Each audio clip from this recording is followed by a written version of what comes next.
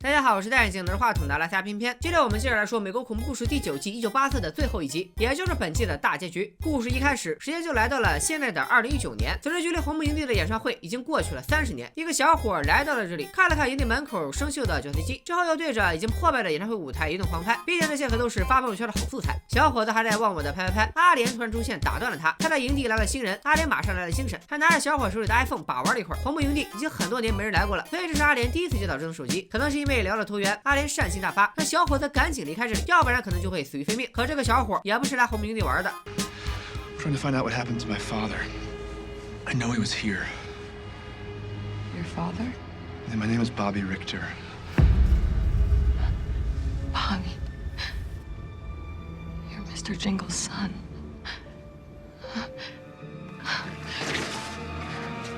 到底是什么原因让杀人如麻的阿莲转了性？30年前的那场演唱会上又发生了怎样的故事，导致这个红木营地渐渐荒无人烟了呢？咱们接着看。阿莲带着小叮当来到了宿舍，小叮当研究过红木营地的惨案，他知道阿莲早就被小白干掉了，可如今就在自己面前活蹦乱跳，这显然不太科学。但比起小叮当的疑惑，阿莲有更多的问题问他：现在的总统是谁？人们靠什么来保持身材？贾丹尼尔森有没有得过奥斯卡？这个贾丹尼尔森也是一个演员，曾经凭借1986年的《强龙压阵》和1987年的《名举状元》2次获得金酸梅奖的最差男主角提名，这也让贾丹尼尔森啥时候能得个奥斯卡成了那段时间美国民众调侃的话题。两人正聊得起劲，特长哥也冒了出来，小叮当更懵了。看查资料，得知特长哥当年娶了眼镜姐，现在却跟本应死去的阿莲搞在了一起，而且还都这么年轻，这种神展开已经是他的知识盲区了。原来小叮当从他姨妈口中知道了叮当树的事，父亲为了给母亲报仇，回到了红木营地，从此杳无音讯。但小叮当一直会收到匿名支票，他认为支票就是父亲寄给他的，于是就决定来红木营地找爹。但阿莲却表示，我亲眼看到你爹被水鬼拖下了湖，从此就再也没有出现过了。但如果不是叮当叔寄的支票，这么多年资助小叮当的神秘人又是谁呢？接着两人告诉小叮当，他们早就死掉了，只是变成了鬼魂，也就有了不死之身，但也永远的困在了红木营地。在小叮当勉强接受他们的设定之后，特长哥又给他讲述起30年前的往事。时间来到1989年的万圣节，演唱会当天，演技姐做好了万全的准备，在领到场的嘉宾居然全放了他的鸽子，被孤立的演技姐非常不爽。这时助理进来表示，一切都是特长哥搞的鬼，自己无意中透露了帮助嘉宾死在营地的事。特长哥就跑到营地门口拦下了每一个来的嘉宾和观众，编造各种理由告诉他们演出取消了。被半路结婚的演技姐肺都要气炸了，接一枪干掉助理，就赶紧来找特长哥算账。特长哥也摊了牌，他说自己终于找到了真爱阿莲，他不但要阻止将发生的惨案，还要向政府揭发演技姐是杀人凶手。演技姐一句我呸，什么真爱不真爱，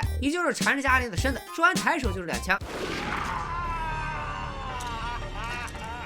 亲手毁掉了自己的成人玩具以后，演技姐独自留特长哥在外面等死。这时躲在一旁的阿莲跑了出来，让特长哥赶紧爬回营地，这样才能成为鬼魂复活。但身受重伤的特长哥早已奄奄一息，眼看就要死透了。没想到此时小白正好赶到，把只剩一口气的特长哥抬回了营地。看到小白以德报怨，成全了自己和特长哥，阿莲也终于放下了复仇的念头。没错，就是如此突然。虽然上集就隐隐觉得阿莲有洗白的趋势，但没想到居然是被杀死自己的小白感化的。白化后的阿莲决定阻止这场杀戮，他本身就是这群土著鬼魂的老大，加上这群人的死或多或少都跟眼镜姐有关。很快大家就团结起来，准备对抗眼镜姐。但眼镜姐也不是孤身一人，她身边有夜行者和胡子男左右护法，必须逐个击破。首先倒霉的是胡子男，他就是个没有能力的普通人，特长哥略施小计就把他砍个半死，接着踹出了红木营地上的狗带。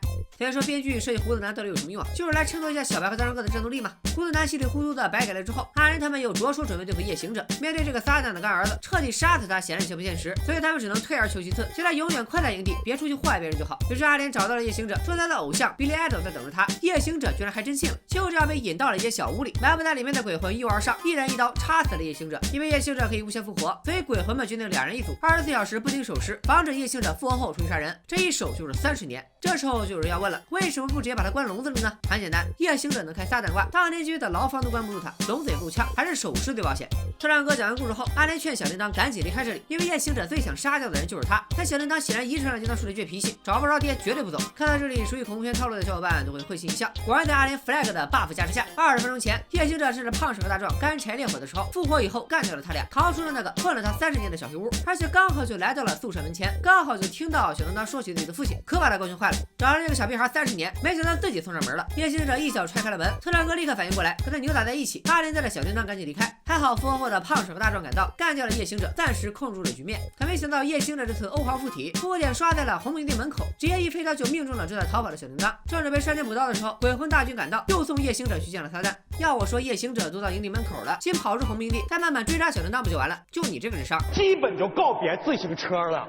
活该被大家虐了30年。救下小叮当之后，阿莲让他去山下的精神病院找那里的主任医师了解情况。小叮当很快就见到了那个主任医师，正是我们的黑妞。知道小叮当的身份后，黑妞都没给人家包扎伤口，直接带到小黑屋就开始聊起天来了。不打针不吃药，坐这就是跟你唠，用谈话的方式治疗。当年解决掉糊涂男和异行者后，阿莲一行人来到了眼镜姐的小屋前，看着浩浩荡荡的鬼魂大军，眼镜姐彻底慌了。她找到一把手枪，决定跟这群鬼正面刚。没想到潜伏在房间里的黑妞率先出手，一刀划伤眼镜姐的手臂。眼镜姐在绝望之下力量大增，直接用枪托把黑妞砸晕了。没错，是用枪托。大姐，你不是有枪吗？此时小白又突然从背后杀出，一刀扎进眼镜姐的腰子。眼镜姐终于想起了手枪的正确用法，朝小白开了一枪，两人双双倒地。眼镜姐很快就爬了起来，小白却再也没有醒来。看来反杀技能带强，拿刀的也高不过拿枪的。之后阿莲一行人很快就抓住了眼镜姐。等等，这群不怕死的鬼魂都把房子围住了，小白和黑妞还是要送他人头呢。随后阿莲他们将眼镜姐砍成了一共6份，分别扔到了营地门口的绞碎机中，让她的血肉砸在红木营地之外，防止眼镜姐复活。而黑妞在眼镜姐死后离开红木营地，回到山下的精神病院，成为了一名主治医师。没想到他不仅打破了黑人被他一血的铁律，居然还成功吃鸡，成了这样突出来的翻门狗。回看黑妞的吃鸡历程，我们不难发现，要想吃鸡，给力的队友和反向毒奶缺一不可。然而黑妞却说他并没有给小叮当寄过支票，那会是谁寄的呢？黑妞决定帮助小叮当找到这个神秘人。两人根据支票上的银行代码，很快就找到了地址。这场大屠杀果然还有另一个翻门狗。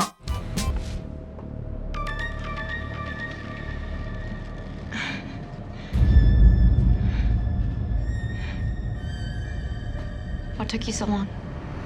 小白是怎样活下来的呢？镜头再次对准30年前的那个夜晚，阿莲一行人抓住眼镜姐后离开，铁柱独自进入房间，发现了奄奄一息的小白，并且俩人有些交情，铁柱自然无法坐视不理。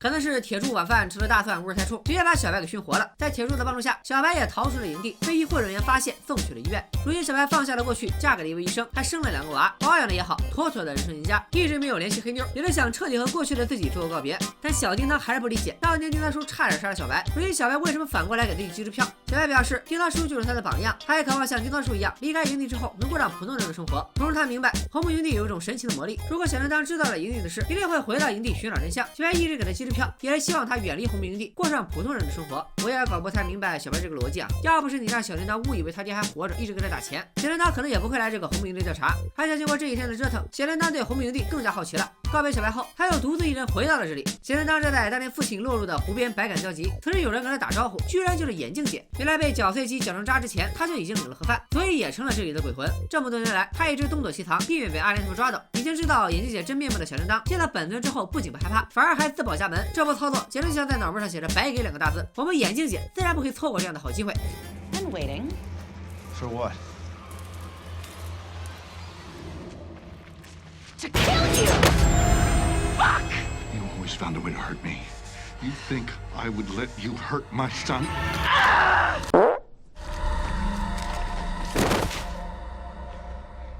见到父亲的小叮当再也控制不住自己的感情，紧紧地抱住了叮当叔。现在他得知了全部的真相，冒死回到这里就是为了亲口对父亲说上一句谢谢。叮当叔从未觉得自己是一个称职的父亲，可如今这个拥抱就是对自己最好的奖赏。但快乐的时光总是短暂的，复活后的眼镜姐立马来了一招背后捅刀，干掉了叮当叔。就在小叮当即将狗带的时候，好在叮当叔的妈妈突然出现，看来眼镜姐要杀自己的孙子，一刀就把眼镜姐砍翻在地。此时阿莲等人也终于赶到了。 Get out of here and never come back. But don't forget us. Tell our ghost stories to your children and we'll live on forever. The 80s will never die.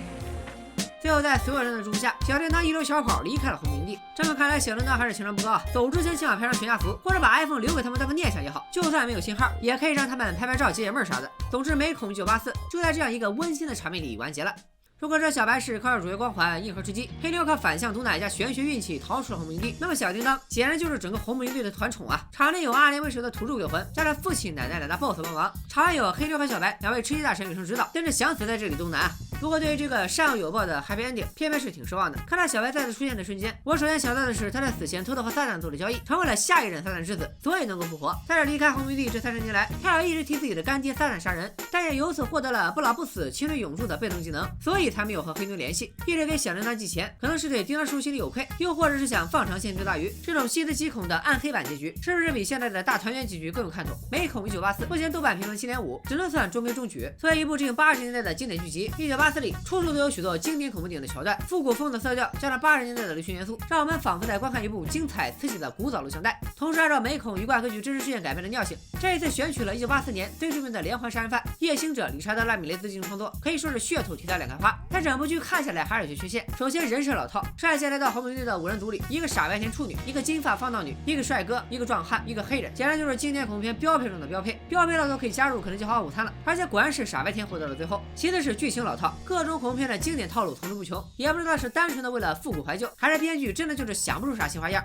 逻辑方面也不是太严谨，比如84年红名队的惨案，以当时的刑侦技术，眼镜姐亲手杀了那么多人，留下了那么多证据，怎么可能这么轻易的把锅甩给了小白？再比如我第一集就注意到的消失的首饰，到最后也没有解释，如今看来可能就是穿帮了。另外最关键的一点就是，作为一部恐怖故事，它并没有想象中的那么吓人。我最喜欢的一段就是第一集开头，2女1男在营地里3人行，结果一位妹子刚脱衣服，另外2个人就被穿成了糖葫芦，只留下钥匙碰撞发出的叮当声。杀手挥一挥衣袖，带走了一串耳朵。可惜之后这样的桥段越来越少，大多数刺激的场面都是靠血浆撒出来的，虽然能带给人感官上的刺激，却无法给我惊悚的感觉，甚至有些桥段看得我昏昏欲睡。不过美恐也有一定的教育意义。最后偏偏给大家总结了一份恐怖片大屠杀指南，其实好像和玩撸啊撸王者的道理差不多。第一，不要随便跑到敌方阵营打野，或者野战。第二，正视队友的呼救信号，不要总是不当回事。第三，遇到危险千万别分头行动，挨个送人头，凑一块打团才有希望。第四，干掉凶手之后，一定要记得多补几刀，保证他死透了，别再有些复活技能啥的。第五，抱好大腿，比如一个傻白甜女主角，这种的一般都是王者玩家。好了，终于把这部剧的坑填完了。大家觉得最近还有哪些正在连载的精彩剧集，想让微微解说的，欢迎在下面留言。咱们下期再见，拜了个拜。